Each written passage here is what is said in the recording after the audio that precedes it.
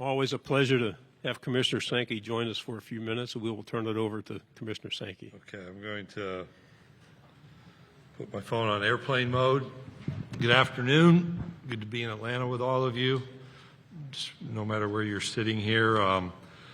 In the big room this morning to kick things off, I mentioned a couple of folks, one of them Bob Holt. I do want to take a moment before I begin with my comments, knowing that Ed Daniels of WDSU TV in New Orleans was a part of our broadcast television community and had a lot of friends in this room and covered LSU, certainly, the Saints, high school football, and was a regular at our events.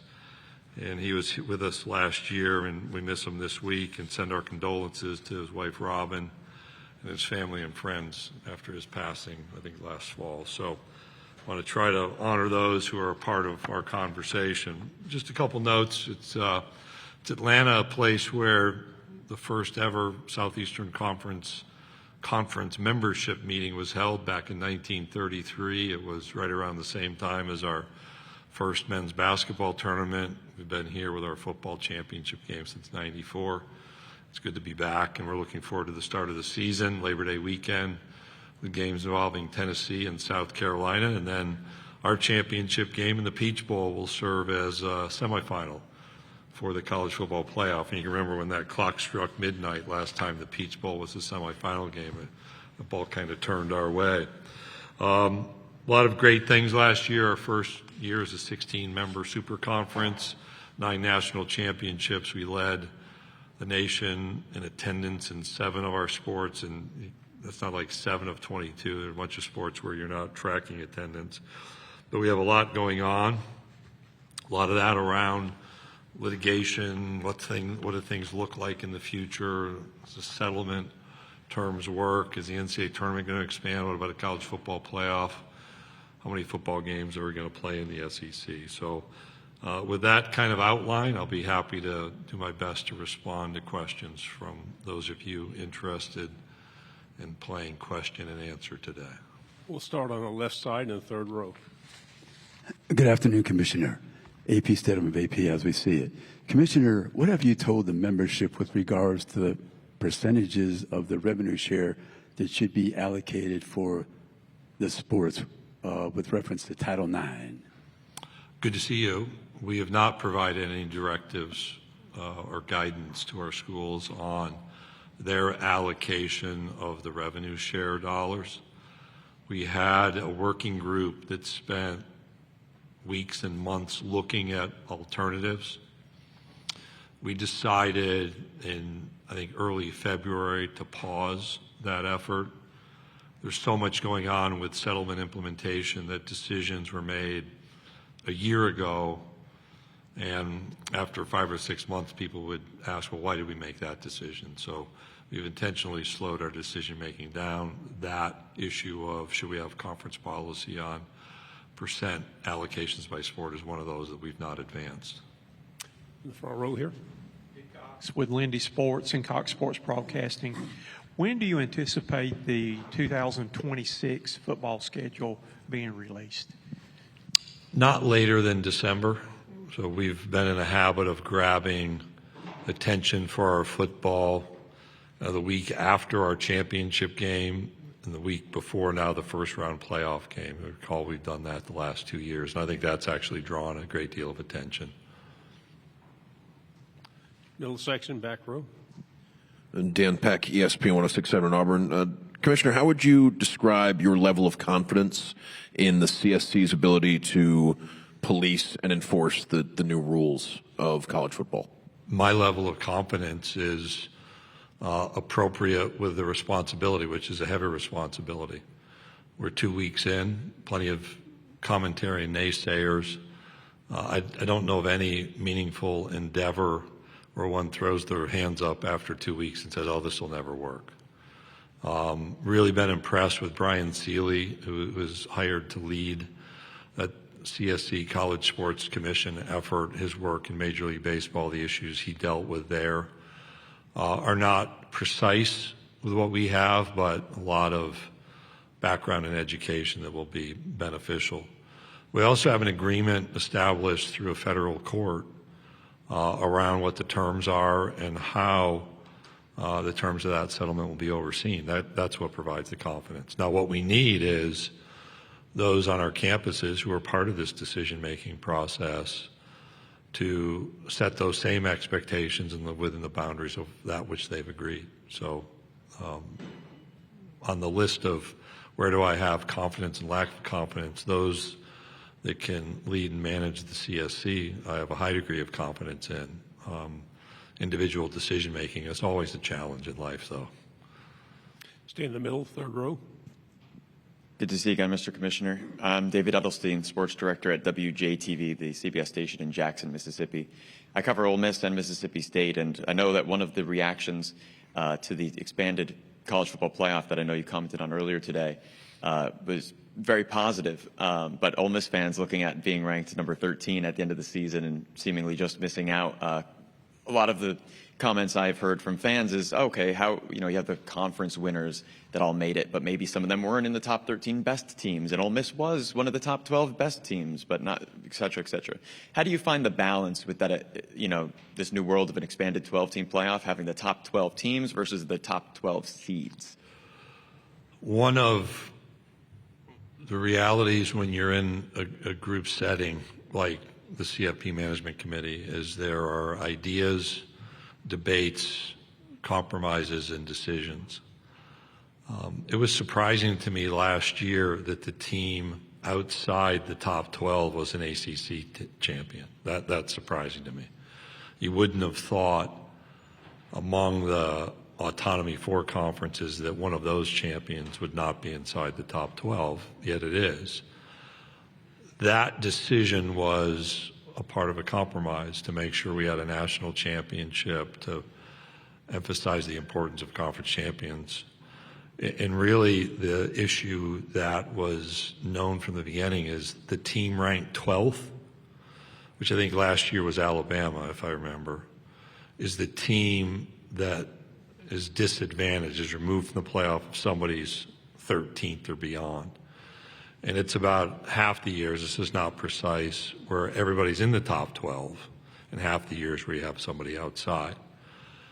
That can work for a while, in my opinion. So if everybody's committed to high-level football and you have some years where they're in and out, I don't think if you have teams that are coming from, say, outside the top 25, which that scenario is possible, or if you have multiple teams outside the top 12, that it will be long-term sustainable or credible to replace teams in the top 12 of those outside. Understand part of the challenge is how do you compare teams and conferences and rigor of play and all of those strength of schedule issues I've discussed. But it goes back to a compromise position where you can bring people into the conversation. And that's the background and the why. I do think that the question to be answered long-term is how frequently does that displacement occur and how many teams might be outside the top 12 displacing teams inside the top 12. And the more that happens, I think the more questions about credibility will be raised. Middle section, fifth row. Flag football has grown exponentially as a sport at the high school level. I'm wondering, has the commissioner or has the conference had any discussion about flag football potentially at the college level? I have, and we have, not in a way that's developed to the point that it's about to be added, because in the background is a settlement, an outflow of 22% of revenue to the players, additional scholarship costs as we move from the old equivalency model into roster limits. And now is not the moment where there's a lot of focus on adding sports. The focus is on supporting the opportunities in sports that currently exist. We'll continue to pay attention. I credit the NFL. They've done a nice job of using flag football to build interest in the game beyond those who would just play tackle, including with many women. That's a good thing for us all. And we'll not be inattentive, but right now our focus is on the immediate realities around implementation and supporting the sports that are in our inventory. Left side, front row. Travis Brown, KBTX. When you look at the CSC and those enforcement measures, is there anything from the conference level that can be done to encourage institutions when it comes to making those individual level decisions? Because it does seem like that's the weakest link of programs who might be in an enforcement situation operating for the good of the sport, not just for their institution. One of the misunderstandings of needs and priorities is a lot of discussion about the relationship with the student athlete. I think the most needed element of college athletics is a clear agreement among institutions that participate in setting the rules to follow those rules, to hold themselves to that standard first. So to your question, that would be the initial message. And then the second point is, if accountability has to be applied from the outside, accept that. That means changing state laws. I think it really means about the need to change attitudes. And yes, do we talk about that? Absolutely. Will we follow up if there are concerns? We do. Part of it's the message that I've shared right here today and earlier today, that we have to have agreement on what standards should apply, how institutions self-correct if someone steps outside those expectations, and if on an individual campus basis those expectations aren't fulfilled, how is accountability properly applied? Right side, second row. Hey, Greg. Alex Byington on 3. The House attorneys are fighting back a little bit about some of the language from the CSC as far as valid business purposes. There's been a lot of news about collectives kind of and deals being shut down or turned away. Just what are your thoughts on those regulations and collectives having that big of an issue? I mean, they're threatening lawsuits now just based on that verbiage in the statement. The terms of the settlement have not been secret. I mean, those are approved, submitted to court and approved in full court, and I would point people back to those terms that were agreed upon.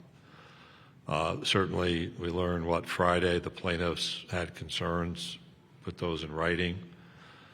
That kind of correspondence can happen directly without media attention. You know, someone chose to put it into the media, so be it. That doesn't mean that the position that was communicated needs to be modified. Left side, second row. Hey, Commissioner. Jacques Doucet, WAFB-TV in Baton Rouge. I just wanted your thoughts on LSU baseball just winning another national title 2 in 3 years, and then the SEC's run in the national championship in Omaha, and how's that benefit the conference? I'll take you through my June, which was I thought we had a great baseball season as a group. I thought a phenomenal baseball season. You look week to week and the number of quality teams we had. Then we had the reward for that great play with the number of teams selected, first round, or the regional sites, and we didn't perform the way I would have expected. Some surprises there, but that's the nature of baseball, right? Ball bounces funny ways. Bat finds the ball at times, and the ball finds the glove at others. So you understand the nature of the game. And then when we moved into super regionals, there were some things I thought some teams would have gotten through perhaps.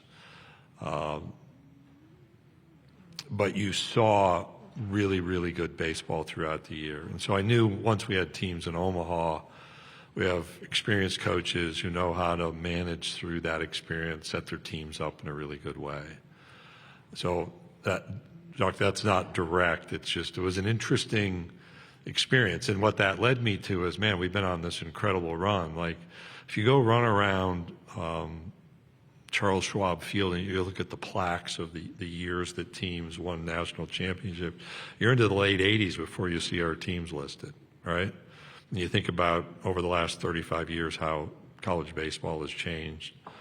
I give a lot of people a lot of credit. Skip obviously got out ahead. I remember I moved to Louisiana in 92 and it was in Baton Rouge at the old Alex box in 93 at a regional with Northwestern State, just blown away by the number of people and the level of play.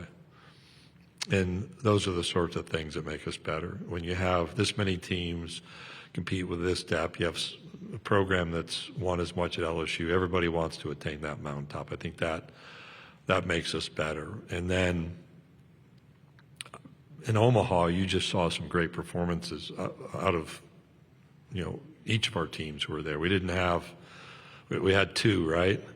And so the narrative was, well, they're not going to have the most. And lo and behold, somehow, even with two, we still have the most of any conference out there. And then those two teams ended up in the same side of the bracket, unfortunately. But, I mean, great baseball between the two of them. I don't think that trend will change. And, in fact, I think we'll have just as many, if not more teams poised to make that run through June next year. I also, you didn't ask me this, I wanted to keep double elimination in Hoover. I actually thought the baseball was really well played and really enjoyable. It's a little bit different, fans might not have teams play till Friday, but we had good attendance throughout the week. It allows our coaches to prepare in a little bit different way. But we didn't have those 18 to 15 games with the center fielder and right fielder, throwing on Saturday afternoon. So a lot of good in our baseball, a lot of good. Wish we had more time. Thank you very much, Commissioner Sankey. We appreciate it. They talk baseball.